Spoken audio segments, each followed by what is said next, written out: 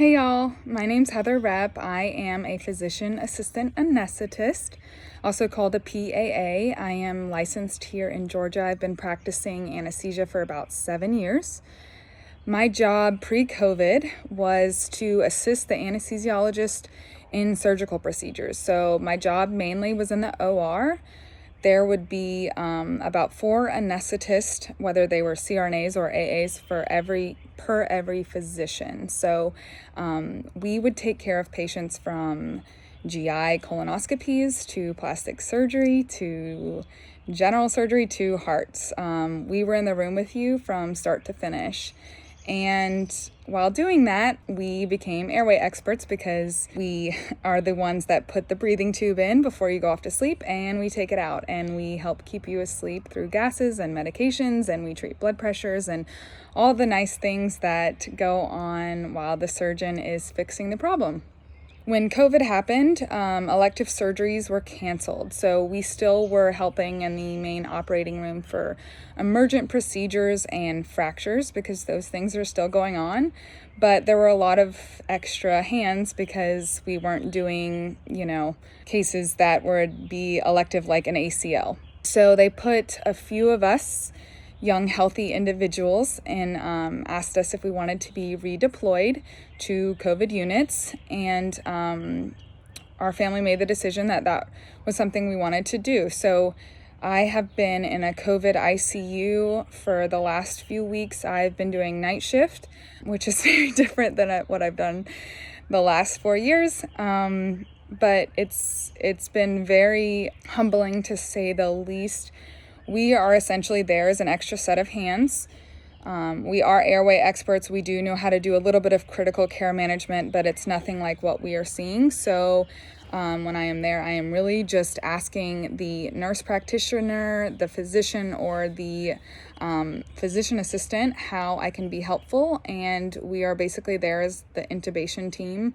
I know some hospitals in Atlanta are using anesthetists. They will call a code. They will say, we need to send up an AA or a CRNA to put the breathing tube in, because that is really where our strong skills lie. So from being in the unit, I've learned a lot. The patients we're dealing with are critically ill, and it's been very difficult, to say the least, for me emotionally, because I'm used to meeting a patient on the day of surgery, helping them fix their problem, and then they typically move on. I definitely can get attached to patients as far as, if they've got a lot of terrible stuff going on, and you can just feel for them, but I typically don't see them again unless they're a frequent flyer, as we call. But here I am getting to know these patients, even though they are in a medically induced coma, on a breathing tube. I'm still seeing them over and over again because I'm going to the unit, and that's something that I'm mentally not really used to. So that's been a little bit of a change for me, but I'm also not used to seeing them so sick. I mean, I was talking to some of the physician assistants who are working in the unit, and they usually have a variety of patients, but since we're not doing elective procedures, we're not seeing a lot of variety. We are literally just taking care of critically ill COVID patients, which leads to ARDS, which is acute respiratory distress syndrome. So when that happens, these patients come in and they are being either brought in from the emergency department, and they are super critical at that point, so they'll be moved directly to the unit, or they'll go into the emergency department. We'll put them on a COVID floor. We'll watch them and hope that they get better on just some supplemental oxygen. But as soon as they need extreme medicines for blood pressure control, or they need more of an advanced airway, they will come to us. So by the time I see them, it's pretty unfortunate. They are not really doing that well. They are really struggling to breathe, and they seem like they're fine because they will be talking to you, and next thing you know, their oxygen levels they plummet. So we try and do what we can. We ask them to lay on their bellies, take deep breaths. We try and call their family members on FaceTime before we put a breathing tube in, because we know it could potentially be the last time they talked to them, and that's been really difficult. But once we put that breathing tube in, there is a high chance that they will not come off the ventilator. And we try and take the breathing tube out, but the way that ARDS progresses is very nasty. There is no cure. It is a supportive care measure. So what we are doing is the best we can, but it's not always going to fix the problem. By putting you on the breathing tube and on the ventilator, we are allowing your lungs to relax. But these patients typically go into organ failure, including kidney failure. They need to get on dialysis. They become fluid overloaded.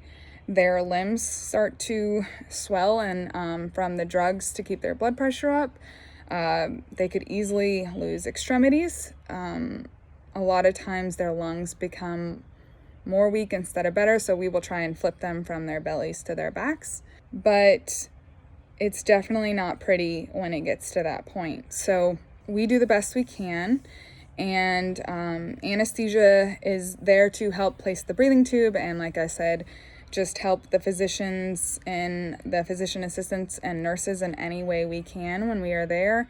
But a lot of it is just emotional support. We put the breathing tube quickly in for them so that the patient doesn't go into cardiac arrest from less oxygen. We are much faster than a lot of people at putting these in, but when we do it, it's a very dangerous situation. The disease and virus goes from being droplet to aerosoled in what we call aerosol generating procedures. One of the aerosol generating procedures is intubation, which is when we put the breathing tube in, is extubation, which is taking the breathing tube out, and any type of suctioning is all aerosol generating. So we really try, when we are in those environments, limit the number of people in the room. We limit the time that we do it, because the longer we're doing it, the more it's aerosoling. And we basically know that when we're doing this, there's a chance that we could all catch the virus much more easily and get a high viral load. So we all want our masks to fit really tight. You'll see us in those Chernobyl masks. You'll see us with goggles on, with a shield as well, and protective equipment on our clothing, because we want to be able to take all of that off or clean all of that. We usually, sorry for the airplane, are able to take off our masks and throw them away after each patient, because obviously who wants to reuse a mask that you just used on an aerosol generating procedure and you were about 6 inches away from a mouth of a COVID positive patient who's not doing great. But we have to reuse them, and it's not the hospital's fault. It's not anybody's fault. It's literally just that we can't get the supplies up. So we are cleaning them and taking them on and off in like a very safe manner, and we are UV sterilizing them, but they look nasty after a few uses. And that is part of what is in the back of your mind when you go home to be with your family is, did I take everything on and off correctly? Did I wash my hands enough? Did I not touch my face? I mean, I had to take the goggles off. I had to touch my face. I had to take the mask off. I had to touch my face. I wanted to drink some water, because I'm there 12 hours and these masks are really tight. So all we can ask is from the general public is just be really aware and educate yourselves on what actually the facts are. What does asymptomatic mean? What does it mean for me to have symptoms? When should I go to the hospital? All of these things before you just try and go back into society. We ask that you don't put yourself at risk, and you also don't put your family members at risk, because this has never been about personal risk. This has always been about protecting those that aren't young and healthy. It's the diabetics, the hypertension, the elderly. They all need our support right now. It is nasty when it wants to be, and we don't know always why it is the way it is. So just be empathetic and educate yourselves on hand washing. And no, it's not the same as the flu. The incubation period is a lot longer. You can transmit it a lot longer, and isolate if you believe you have symptoms. So I hope that's helpful, and thank you for your time.